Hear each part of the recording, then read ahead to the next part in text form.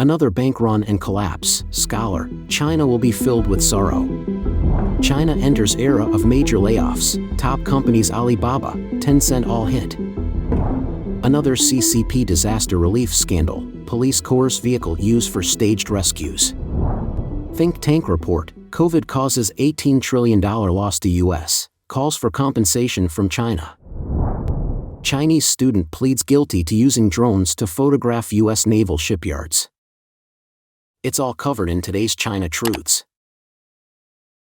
Another bank run and collapse. Scholar, China will be filled with sorrow. Just before the CCP's 20th third plenary session, China's economy continues to worsen, marked by a general downturn across industries and rumors of a bank failure in Jiangxi. Predicting a future of widespread sorrow for Chinese society has never been more apparent than it is now. The Guangzhou Municipal Transportation Bureau recently issued a monthly report on online ride-hailing, indicating that from December of the previous year to May of this year, the daily average revenue of ride-hailing drivers in Guangzhou decreased from 343.34 yuan, about $47.19, to 311.63 yuan, about $42.83. Consequently, despite working continuously without a single day off and without deducting vehicle expenses, some drivers earn less than 10,000 yuan, approximately $1,374 per month. Moreover, some drivers resort to living in their vehicles and working up to 15 hours a day, yet they only manage to make about 400 yuan daily, nearly $55. The ride-hailing sector has turned into a cushion for many unemployed white-collar workers, leading to an oversaturation of drivers and highlighting the escalating unemployment crisis in China. Netizens say that Chinese society has now reached a do-or-die situation. The collapse of the real estate market has sparked a crisis that is now affecting the banking sector. On July 4th, there were rumors that Jiangxi Bank was on the brink of collapse, prompting numerous depositors to swarm the bank's headquarters in Nanchang to withdraw funds. However, the Nanchang police issued warnings against disrupting financial order and announced investigations. By July 6, depositors were unable to withdraw their money, resulting in large crowds gathering at the Jiangxi Bank's headquarters. Netizens observe that in China, rumors often precede reality. Amid this deteriorating economic landscape, the CCP is set to hold the third plenary session, typically centered on economic issues. Song Guocheng, a senior researcher at the National Chengchi University's Institute of International Relations, shared that there are two prevailing perspectives within the CCP on China's economic situation. One views it as a severe illness needing urgent intervention, while the other sees it as a minor cold that will resolve with minor treatment. There's a significant divide within the CCP over economic strategies, but neither stance seems to outweigh Xi Jinping's focus on struggle-based policies. Song Guocheng also noted that Xi Jinping admires Mao Zedong and his economic philosophy aligns with communal economics. Recently, the enactment of the law on the collective economic organizations of rural China has caused widespread shock, fueling concerns about a potential regression. The rural collective economy, essentially a supply and marketing cooperative, is part of what is known as the economics of scarcity, an economic system used to prepare for warfare, which involves centralized purchasing, selling, and distribution. Currently, the Chinese Communist Party faces three major forms of economic blockade from the international community: trade, technology, and capital. As a result, Song Guocheng predicts that following the third plenum, Chinese society will encounter a scenario of widespread distress, with the situation becoming critically severe. China enters era of major layoffs. Top companies Alibaba, Tencent all hit. According to the Hong Kong media South China Morning Post, SCMP, dated July 9, the leading enterprises in China's major industries are undergoing massive layoffs and salary reductions. In detail, a thorough examination by SCMP of the annual reports of 23 Chinese companies revealed that 14 of these companies reduced their workforce in 2023, while other companies decreased expenses related to employees to control costs. Included in these companies are the top 5 by market value in the real estate, internet, automotive, and financial sectors, along with 3 notable electric vehicle manufacturers. In China's real estate sector, all top 5 companies by market value reduced their number of employees in 2023. Poly Real Estate, the largest developer in China by market value, reduced its workforce by 16.3%, equating to 11,000 people last year. Greenland Holdings, a real estate company headquartered in Shanghai, also decreased its staff by 14.5%, resulting in a total workforce of nearly 60,000 by the end of 2023. Simultaneously, the internet sector, traditionally a significant employer, displayed a similar trend under the pressure to cut costs. Specifically, in its fiscal year 2023, Alibaba reduced its staff by 12.8%, amounting to 20,000 people, compared to a 7% reduction in the previous fiscal year. According to Alibaba's annual report, last year marked the most significant number of layoffs in 10 years.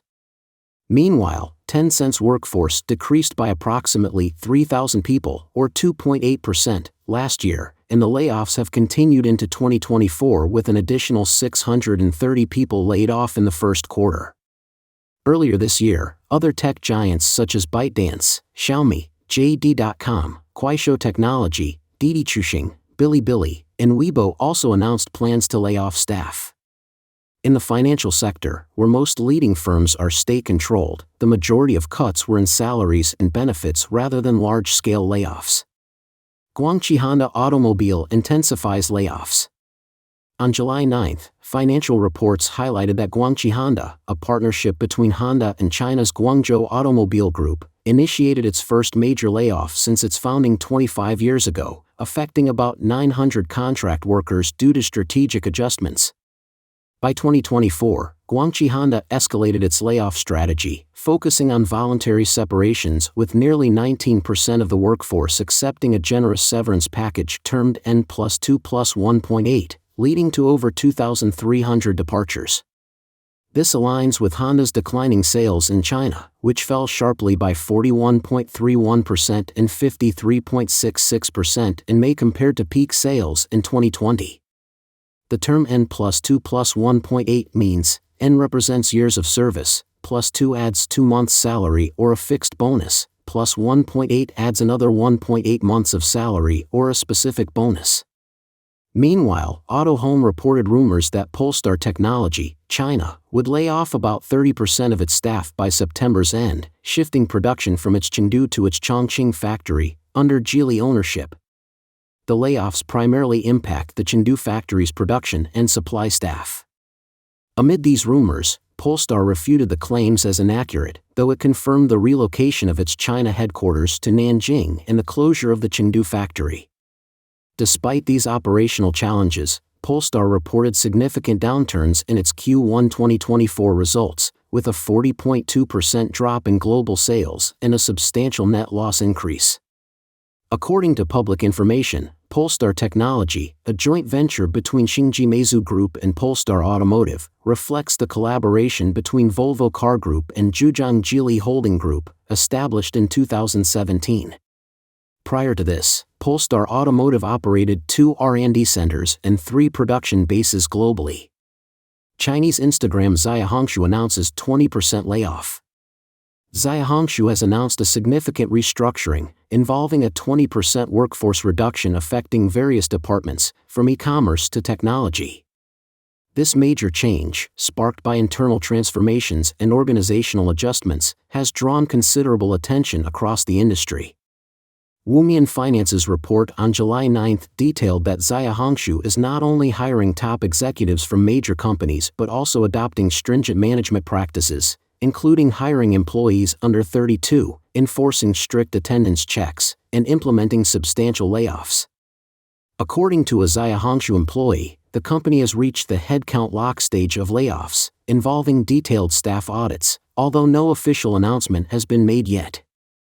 The staff is currently awaiting further communication via an internal email. These restructuring efforts mirror a previous round of layoffs in April 2022, predominantly affecting probationary staff, recent graduates, and employees from the 1980s.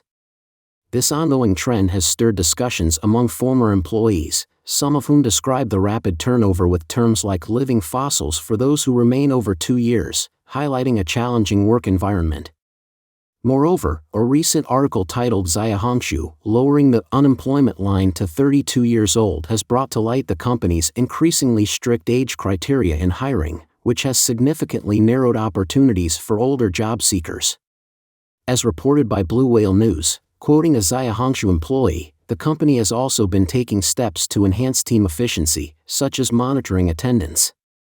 Xiaohongshu's operating hours are from 10 a.m. to 7 p.m., yet employees are required to remain within the turnstile gates for a full 8 hours. Those who do not comply with this timing are subject to discussions with HR. Another CCP disaster relief scandal: police Coerce vehicle used for staged rescues. Recently, mainland China has continuously suffered from severe flood disasters.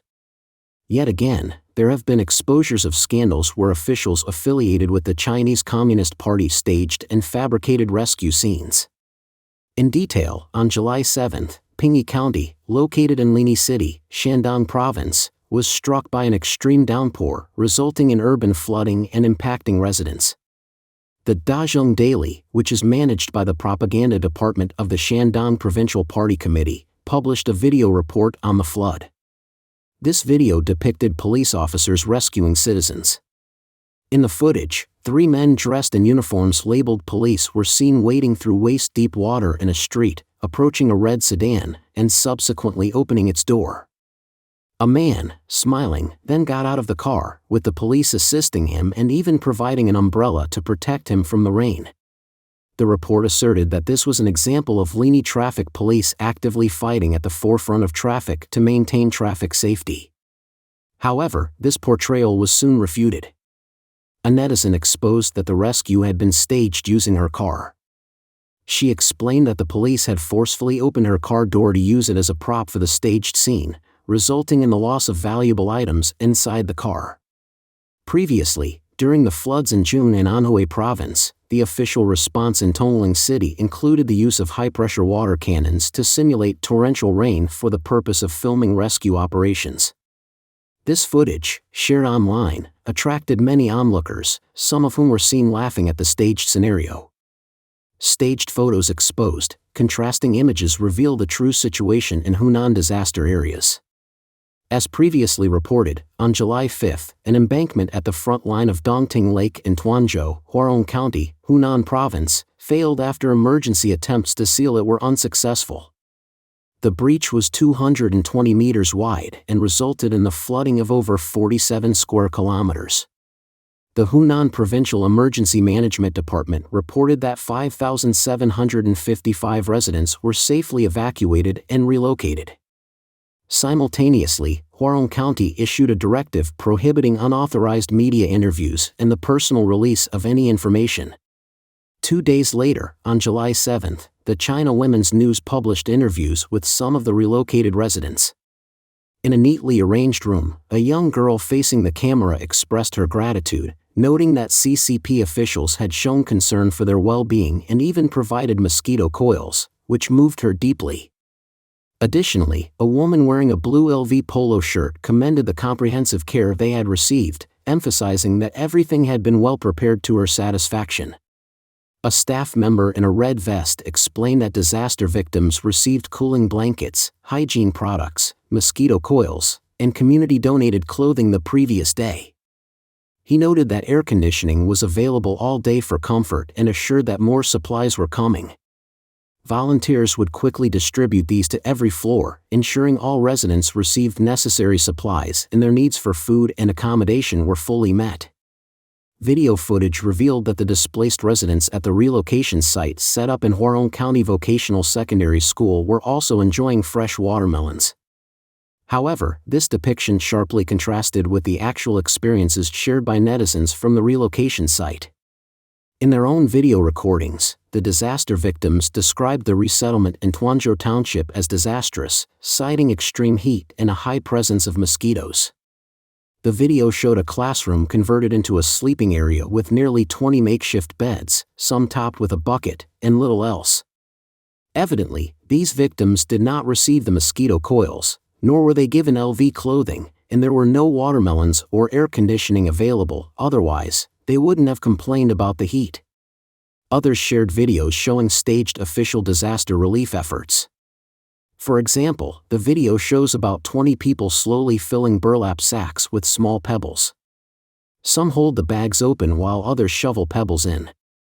A uniformed female police officer films the scene, while several others, including some in police uniforms, stand idly on the shore, watching with their hands clasped behind their backs.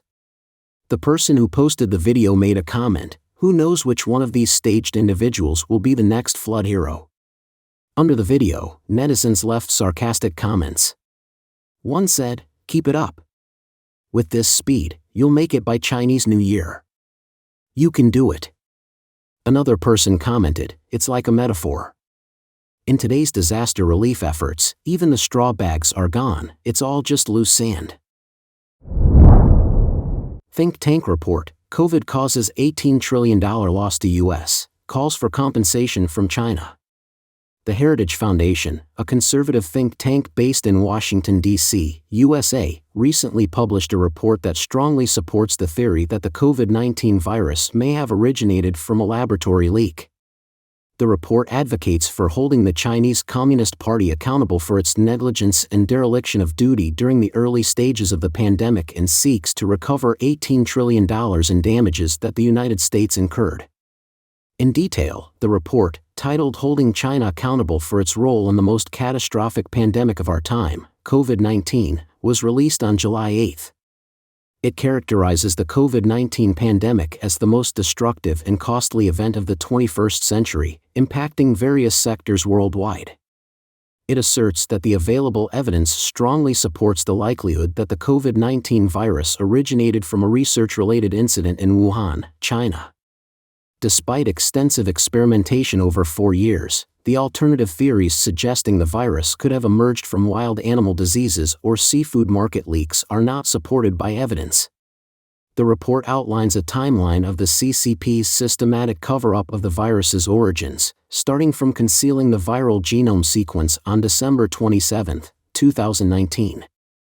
It highlights the suppression of medical workers, journalists, and other citizens in China who attempted to speak out, as well as the destruction of laboratory samples. These actions delayed a global response and facilitated the virus's spread worldwide. In the initial outbreak phase, whistleblowers like Dr. Li Wenliang, who disclosed information about the virus, were punished. Individuals who reported on the pandemic, such as journalist Zhang Zhan and Fang Bin, were arrested and imprisoned. The report also notes that during the pandemic, the CCP propagated false claims that the virus was deliberately spread by American soldiers.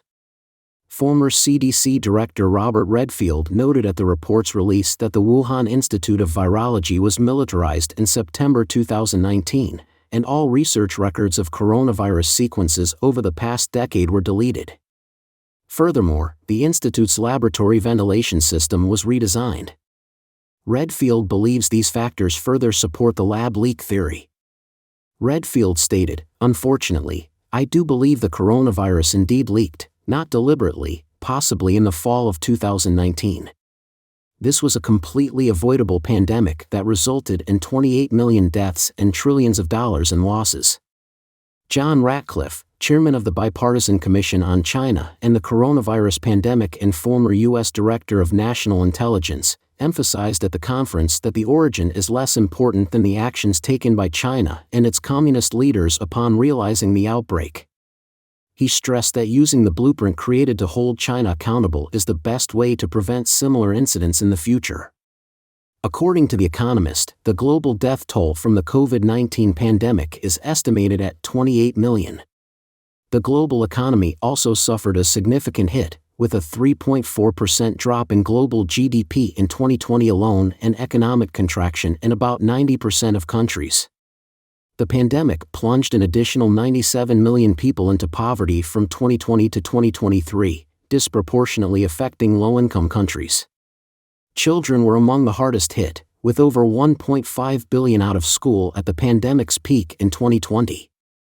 The report also offers recommendations to the U.S. Congress for holding the CCP accountable, including establishing a bipartisan national COVID-19 commission to investigate the CCP's negligence and cover-up actions. It suggests creating special task forces to aid American citizens in suing the Chinese government, amending the Foreign Sovereign Immunities Act to support civil lawsuits against the Chinese government over COVID-19, decoupling U.S. government and commercial supply chains from Chinese state-owned enterprises, and reviewing all U.S. government funding in Chinese biomedical research or related activities. Additionally, the committee urged the U.S. president to engage directly in talks with CCP leader Xi Jinping, prioritizing unrestricted investigations into COVID-19 origins and diplomatic discussions, and imposing sanctions on CCP officials and entities involved in distorting and concealing pandemic-related information. The report's authors are members of the Nonpartisan Commission on China and the COVID-19 Pandemic, affiliated with the Heritage Foundation. The committee's chairman is John Ratcliffe, and its members include former Trump administration National Security Advisor Robert C. O'Brien, National Security Advisor Matthew Pottinger, CDC Director Robert Redfield, and former Clinton administration White House official Jamie Metzl. The report is expected to significantly influence and implement actions based on its findings. Chinese student pleads guilty to using drones to photograph U.S. naval shipyards. According to the Epoch Times, Shi Fengyun, a Chinese student born in 1998, pleaded guilty to 2 misdemeanors under the Espionage Act for using a drone to photograph naval shipyards in Virginia. This guilty plea was entered on July 8 in the Eastern District of Virginia's federal court, according to court documents.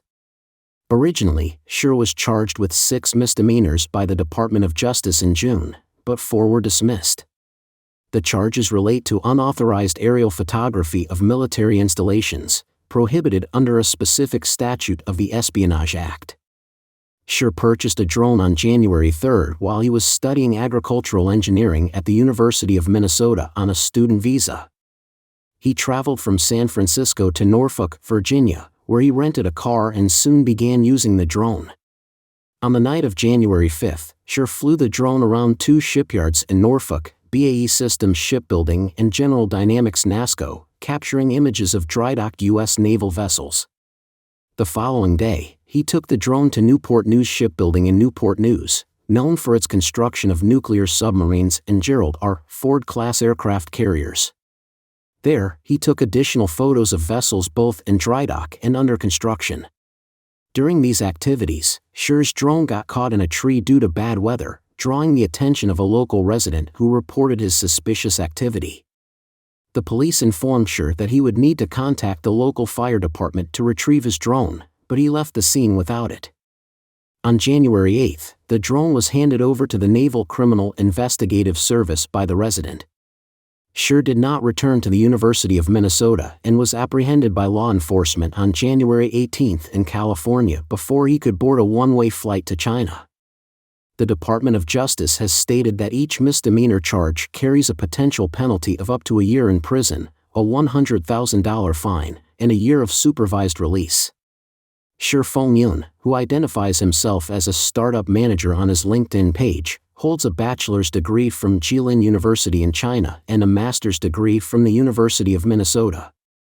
He previously worked at the State Grid Corporation of China, which is a Chinese state-owned electric utility corporation, from August 2020 to January 2021. The Epoch Times has reached out to Shi's lawyer in the Justice Department for comments. Concerns about efforts by the Chinese regime to infiltrate U.S. military bases have been repeatedly raised by lawmakers in Congress. In June 2020, 3 Chinese nationals were sentenced to prison terms for trespassing and taking photos of the Naval Air Station Key West in Florida. Don't forget to leave a comment in the section below to share your opinions on today's topic with us.